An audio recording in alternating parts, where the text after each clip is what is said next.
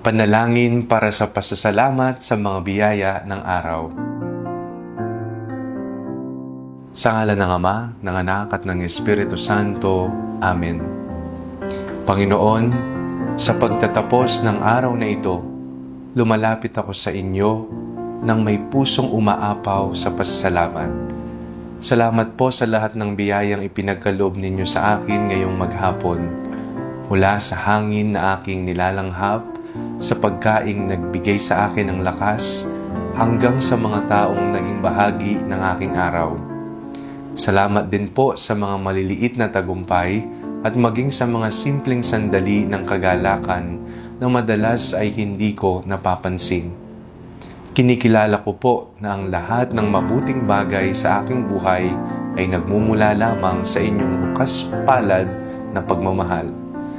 Naway, huwag akong maging bulag sa inyong kabutihan at turuan niyo po akong maging laging mapagpasalamat, maganda man o mahirap ang araw na dumaan.